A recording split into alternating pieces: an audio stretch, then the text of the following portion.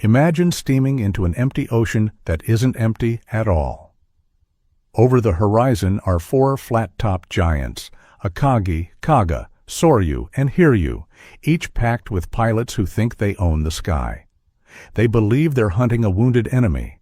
They believe surprise is theirs. But somewhere, in a plain building in Pearl Harbor, a handful of codebreakers and shirt sleeves have already pulled the curtain back. The question that drives this hour is simple. How did a small team of listeners and planners flip a superior fleet's perfect plan into a trap of their own? This is part 1. How U.S. intelligence turned Japan's Midway plan inside out and set the ambush. 6 months after Pearl Harbor, Japan seems unstoppable across the Pacific. Cities have fallen. Battleships are scarred or sunk. And a new truth is clear. The capital ship of this war is the aircraft carrier. Admiral Isoroku Yamamoto knows it. His idea for the next step is elegant and deadly. Strike at Midway, a tiny ring of sand and coral halfway between Asia and North America. Capture it, extend Japan's reach, and most important, force the last American carriers into battle on Japan's terms. The operation has a simple code name, MI. At sea, the spear tip belongs to Admiral Chuichi Nagumo and the first mobile carrier force, what the world would come to call Kido Butai. 4 veteran carriers, hundreds of aircraft, a screen of cruisers and destroyers. Far to the rear, weight battleships and heavy cruisers. The sledgehammer, if anything survives. On paper, it looks unbeatable. But war isn't fought on paper. In a basement at Pearl Harbor sits Station Hypo, the U.S. Navy's code-breaking team led by Commander Joseph Rochefort. Their enemy is not a ship. It's a system of numbers and groups called JN-25, the Japanese Navy's operational code. Hypo hasn't solved every part of it. They don't need to. They need enough. Across long days and longer nights, bits align, call signs, routes, hints of a target the Japanese keep labeling AF. Where is AF? Rochefort makes an audacious suggestion. If AF is Midway, then send an unencrypted message from the atoll that its water distillation plant has failed. A few hours later, listening stations catch a Japanese report. AF is short of water. A small line of text, and the shape of the battle changes. Now Admiral Chester Nimitz, commander of the Pacific Fleet, knows 2 things. Japan does not. The target and the timing. He doesn't have more ships. He has better information. He moves quickly. 2 carriers, Enterprise and Hornet, are already at sea under Rear Admiral Raymond Spruance, calm and analytical, a cruiserman newly vaulted into carrier warfare. Yorktown has just limped home scarred from the Coral Sea. In 3 days, with shipyard workers swarming her decks around the clock, she's made battle ready. Rear Admiral Frank Jack Fletcher takes her back out. 3 U.S. carriers against 4 Japanese, if they can be in the right place first. Nimitz studies the charts. Where would Nagumo expect American ships to be? Then he picks the opposite. He places his carriers northeast of Midway, beyond the likely search arcs. He gives Spruance command of the combined striking power, while Fletcher, the senior officer, keeps overall tactical control. There is no grand speech. There is only a plan. Let Japan hit the island, then strike the carriers when their decks are crowded with aircraft landing and launching. Hit the beating heart. On Midway itself, men dig in. The Marine garrison wheels out anti-aircraft guns. Pilots test their machines. The island's air strength is a patchwork. Marine fighters, F-2A Buffaloes, and F-4F Wildcats, Marine and Navy dive bombers, a few TBF Avengers just arrived, Army B-26 Marauders, and long-legged PBY Catalina patrol planes that will become the island's eyes. It isn't the kind of air wing you'd design in a classroom. It's what they have, and the men on the atoll mean to make it count. June 3rd. Dawn spills over a slate-gray sea. Somewhere to the west, beyond the horizon, Kido Butai is closing the trap it believes it built. At Midway, crews push a PBY from its revetment and lift into the morning. Hours pass. Then a voice on the radio. Contact. The patrol plane has found ships. Word races across Midway's command post and onto Nimitz's carriers. That night, in one of the war's strange footnotes, Catalina crews fly out with torpedoes slung under their wings and dive through darkness and spray to attack a Japanese oiler. One torpedo hits home. It doesn't change the order of battle. It changes the temperature on those decks. There is an enemy out here, awake and hunting. June 4th will decide everything. Before sunrise, Nagumo moves to strike Midway itself. He launches over 100 aircraft, dive bombers and torpedo bombers with fighter escort, to smash the runways and defenses. He holds back a powerful reserve on his carriers, armed for ship attack. The logic is sound. Hit the island first. Keep the reserve ready for any American ships that appear. The risk is in the timing. Deck cycles, launching, recovering, refueling, rearming, are complex dances. Every minute a squadron is in the air or on the deck shapes what is possible 10 minutes later. Out on the water, Spruance and Fletcher make the calculation that will define the day. Don't wait for perfect mass coordination that may never come. Launch when you have the enemy's general bearing. Find them, hit them. If separate groups arrive at different moments, so be it. Pressure is its own weapon. Back on Midway, radar scopes begin to paint returns. Distant, then nearer. Fighters scramble. Marine pilots climb into thin air in machines already outdated and face some of the best carrier aviators in the world. The cost will be heavy. They know it. They go anyway. On the ground, gunners look up, hands on lanyards, and wait for the range. The first bombs fall. The atoll shakes. Smoke sours the wind. Yet when the Japanese formation wheels away, Midway still breathes. The runways are cratered, but not broken. The island can still launch aircraft. And that matters. Even before the enemy raid is clear, Midway punches back. B-26s, brand new Avengers, and Marine and Navy dive bombers claw their way through zeros and walls of flak toward gray decks dancing in white water. Few hits are scored. One B-26 skims so low across Akagi that men on the carrier duck for their lives as it tears past and slams into the sea. Results are limited. Effects are not. Those desperate runs force Japanese fighters down and keep Nagumo's deck crews moving at a frantic clip. On the American carriers, the clock runs faster. Squadrons launch in long, hungry lines. Torpedo planes heavy and slow at wave top, dive bombers climbing to the hard blue. There is no Hollywood moment where the whole air group forms up in a single perfect V. The Pacific is too big and the weather too rough for that. Pilots fly on bearings, estimates, and faith. All the while, a dilemma is tightening around Nagumo. His first strike reports that Midway's defenses still stand. A second blow should be prepared. But scouts also hint at American ships somewhere out there. Should he rearm the reserve for another island strike or keep them set to attack ships? He begins to shift ordnance. Then new messages arrive. Then orders change again. Below deck, bombs and torpedoes roll and clank on carts.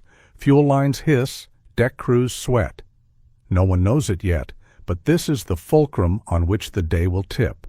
A few minutes one way or the other, and history shifts. By afternoon, we will talk about 6 minutes that changed the war. But that's part 2. Right now, the night of June 3rd has given way to the longest morning many of these men will ever live.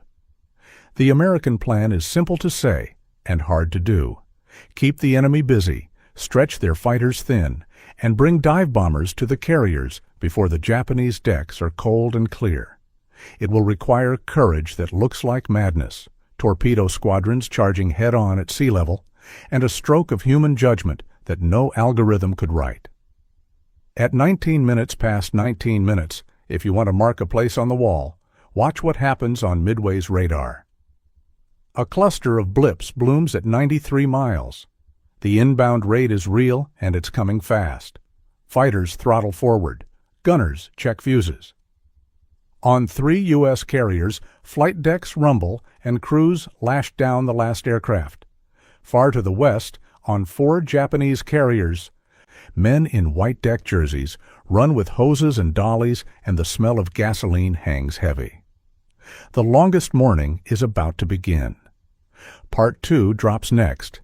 The air duels, Nagumo's rearm dilemma, the torpedo squadron's sacrifice, and the moment when American dive bombers fall out of the sun and 3 Japanese carriers are set ablaze in 6 minutes. Subscribe so you don't miss it.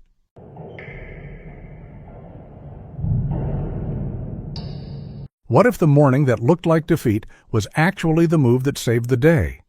What if the missions that scored almost no hits, bloody, scattered, and nearly hopeless, were the exact pressure that cracked the enemy's timing? In this hour, we answer a hard question.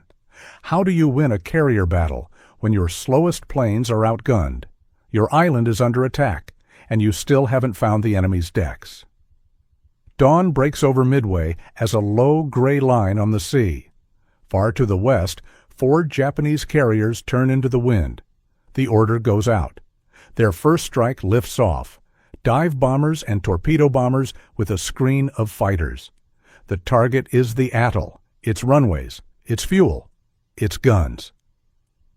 If Midway can't launch planes, Japan can take it. If Japan takes it, the American carriers must come to the rescue and die within range of Kido Butai. That is the plan. Midway's radar picks them up while they're still a blur. Scramble, Marine fighters climb to meet the raid. Most fly older F-2A Buffaloes. A few are F-4F Wildcats. The men know they are outnumbered and outmatched, but they go anyway. Over the island, the air turns into a twisting, black-specked storm. Tracers, explosions, the flash of sunlight on wings. Bombs fall, fuel drums erupt, barracks shake. The Japanese do heavy damage, but not enough.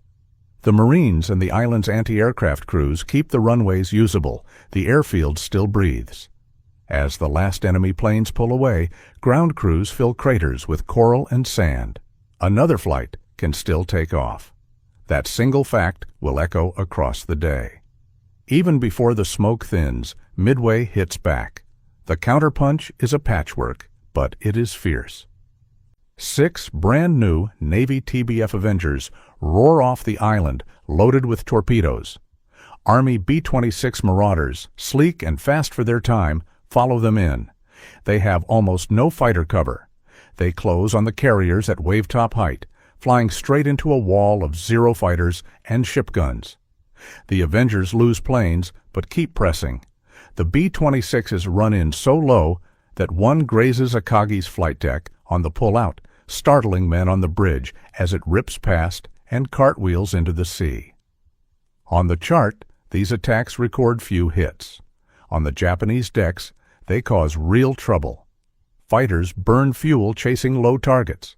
Flight crews scramble to clear and respot aircraft. Timing, always the real weapon in carrier war, starts to slip. That timing lands in Admiral Nagumo's lap as a decision no commander wants. His first strike radios back. The island is damaged, but not neutralized. A second punch will be needed to crush Midway for good. He has a reserve on his carriers, armed for ship attack. Should he rearm those planes with bombs for the island? While he weighs the choice, other reports filter in, glimpses of American ships somewhere to the east. He begins to shift loads for a second strike on the island. Then he hesitates. Then he reverses. Below deck, bombs come off and go back on. Torpedoes roll across hangar floors.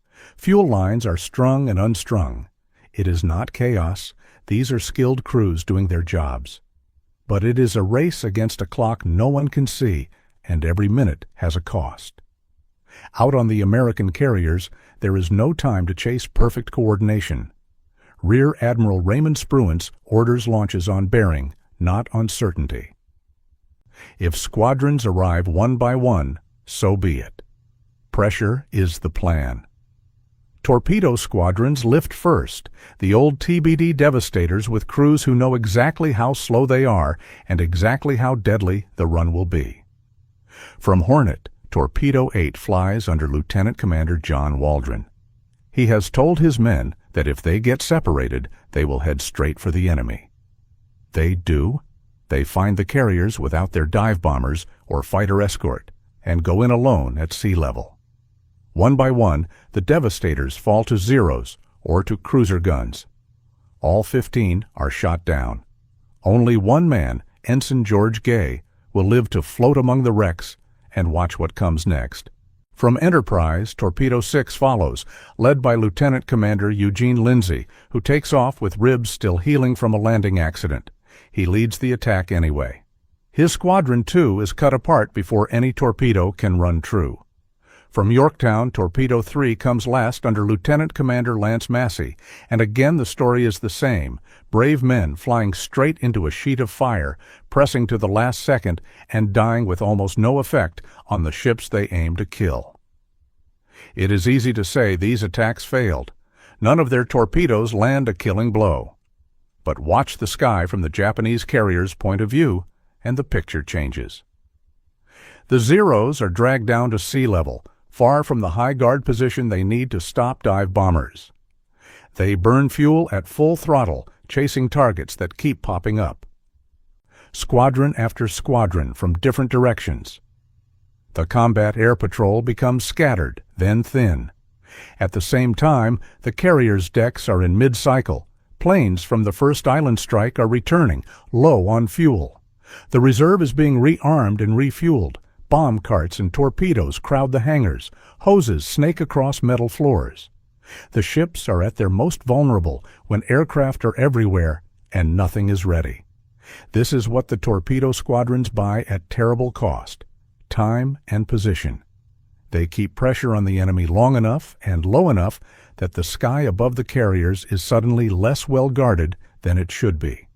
They force the Japanese to make the hardest choice over and over: recover planes or launch them, fight the threat at sea level, or hold altitude for a threat that hasn't arrived yet. They can't know it as they go down one after another, but their sacrifice is building a ladder for someone else to climb. Back on Midway, crews are still launching what they can. Marine dive bombers, Army B-17s striking at long range, more PBYs fanning out. Not many hits. But each appearance of American aircraft pins Japanese eyes to the horizon and keeps the deck crews running. Over the radios on American ships, there is frustration. Many pilots haven't found the carriers. Clouds and empty ocean play tricks on bearing and distance. Some groups turn back, low on fuel, cursing the void. Others press on across miles of nothing, trusting an estimate and a compass more than they trust what they see. Now return to Nagumo's flag bridge. The first strike is almost back, and those planes must land soon, or the sea will take them. The reserve below is half armed for one mission, half for another. Spotting aircraft on deck for a launch will block the landing cycle. Landing now will block the launch. It is not indecision that hurts him most. It is that both right answers collide at the same time. The earlier American attacks turned what should have been a clean sequence into a tangle. Japan's best tool, efficient deck handling, has been dulled. Somewhere above the cloud deck, another drama is playing out. Enterprise's dive bombers under Commander Wade McClusky have missed the first search point. Fuel ticks down. He must choose: turn for home and save his squadrons, or gamble on a clue. Then he spots it: a lone Japanese destroyer, Arashi, running at flank speed, wake foaming white. Why would a destroyer be sprinting due north? McClusky reads the ocean like a map. That ship is racing to catch up with something important. He decides to follow its wake. While he dives after that thin white line, the last of the torpedo squadrons finish their runs. Pilots who are still alive pull up and away with empty racks, engines coughing from holes, or they belly in the sea and climb into life rafts. On the Japanese carriers, the Zeros are down low and spread out. Deck crews are moving fuel and weapons. Bomb elevators shuttle loads between hangar and flight deck. Officers check watches, glance at the sky, and call for faster work. No one up there can feel the shape of the next 10 minutes, but it is already set. The longest morning is almost over. Above the clouds, McClusky drops lower, still tracing Arashi's foaming path across the Pacific. Ahead, the sea suddenly fills with gray shapes. He has found them. 4 carriers. 4 beating hearts of Kido Butai. What happens next will change the war in 6 minutes. In Part 3, we follow the dive bombers as they fall out of the sun. We watch Hiryu strike back. We stand with Yorktown's damage control teams as they fight to keep her alive, and we trace the aftermath that ends with 4 Japanese carriers gone. If this chapter gripped you, subscribe now so you don't miss the turning point.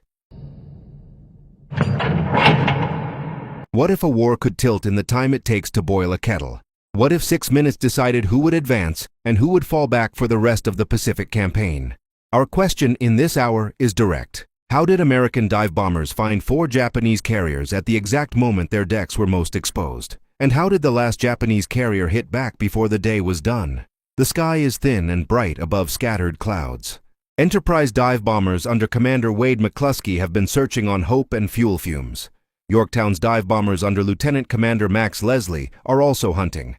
Below them, 4 Japanese carriers, Akagi, Kaga, Soryu, and Hiryu, are in the tight rhythm of carrier war, landing planes from the first attack on Midway, rearming others, fueling many, repositioning decks for another strike. On a carrier, timing is everything. In these minutes, timing fails them. McClusky makes a choice that only a human can make. He spots a lone destroyer, Arashi, racing hard. A ship runs that fast only when it needs to catch up to something more important.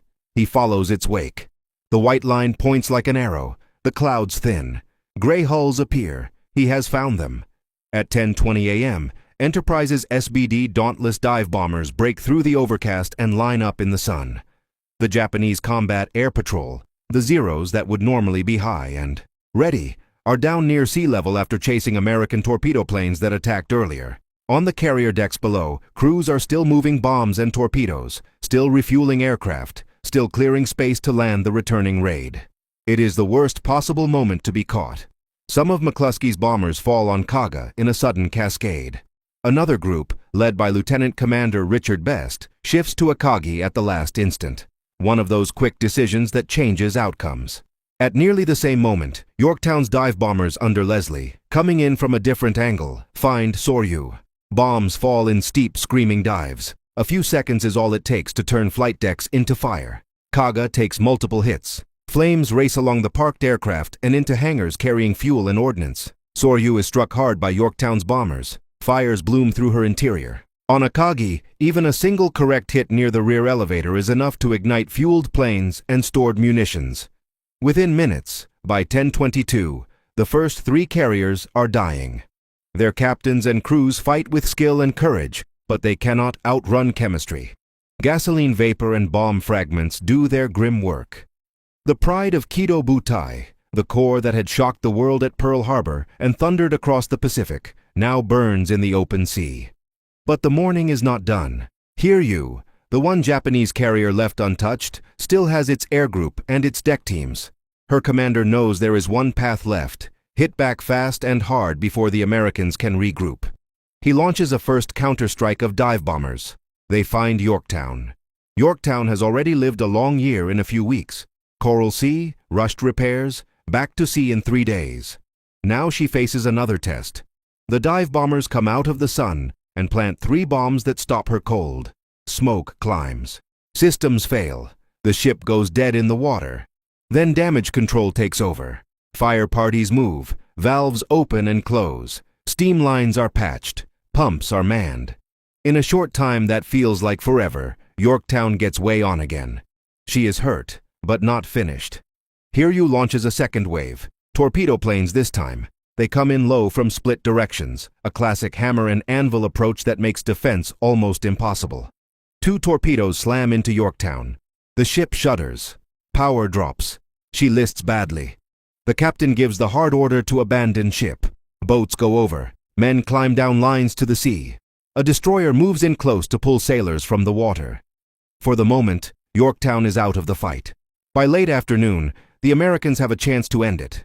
Enterprise launches a strike. Dive bombers from her own squadrons and from Yorktown's air group that had diverted to her decks. They find Hiryu and dive in. Multiple hits rip through the carrier. Flames leap high. Hiryu cannot be saved. Through the night, her crew fights the fires, then abandons ship. She is scuttled the next day. In one long day, all 4 Japanese carriers that sailed to Midway are gone. The battle flows on after the carrier duel ends. As the Japanese surface force withdraws, 2 heavy cruisers, Mogami and Mikuma, attempt to fall back at speed. In darkness, while evading a submarine contact, the 2 ships collide. On June 6th, American aircraft catch them on the run. Bombs tear into Mikuma. She sinks beneath black columns of smoke. Mogami is left shattered and limping, but she survives to reach port. Elsewhere that day, a submarine, Japanese I-138, slips through screens to strike a final blow. She torpedoes the destroyer Hammond alongside the drifting Yorktown. Hammond breaks apart and sinks in minutes. Her depth charges detonate as she goes, killing more men in the water. Another torpedo slams into Yorktown herself. The salvage line is cut. For 2 nights, the wounded carrier drifts, defiant and empty. Early on June 7th, she rolls, bows raised like a last salute, and slides under. Count the cost, and the change is clear. Japan has lost 4 fleet carriers, ships it cannot quickly replace, and many of its best, most experienced pilots and deck crews. America has lost Yorktown and Hammond, and many brave airmen and sailors. But in the balance of strategy, initiative has shifted. Japan can no longer strike where it pleases. The U.S. can now choose when and where to fight. The next step will be brutal and close run. Guadalcanal. The Long Island War. But after Midway, the direction points one way. Why did Midway matter so much? Because it removed the sharpest edge of Japan's striking power at the very moment Japan needed it most. Because skill met preparation. Codebreakers who turned AF into Midway. A fleet commander who positioned scarce carriers in the right ocean square. Air group leaders who made the right call at the right minute. And pilots who flew into fire to bend the enemy's timing. The 6 minutes at 10:20 were not a miracle. They were the payoff for everything that came before. The listening, the planning, the sacrifices that pulled Zeros down to sea level and left decks crowded with fuel and bombs. Before we close, remember the names that rarely make movie posters. The men of Torpedo 8, Torpedo 6, and Torpedo 3, who went in almost unguarded and did not come back. The Marine and Navy pilots from Midway, who took off into unequal fights and kept the island alive. The dive bomber crews from Enterprise and Yorktown, who found the carriers and held their dives steady. The sailors on Yorktown and Hammond, who fought fires and flooding until the sea took their ships. They did not know they were making history. They knew only their job, and they did it. This is where our Midway story ends, but the war does not. In our next series, we follow the thread this battle set in motion. The campaign for Guadalcanal, the first American offensive in the Pacific, night battles under black sky, destroyers trading blows at point-blank range, carriers fighting to the last plane for control of a narrow strip of land called Henderson Field. If this hour brought the Pacific map into focus, subscribe and stay with Yamamoto Chronicles. The hardest nights are ahead, and the choices are just as human.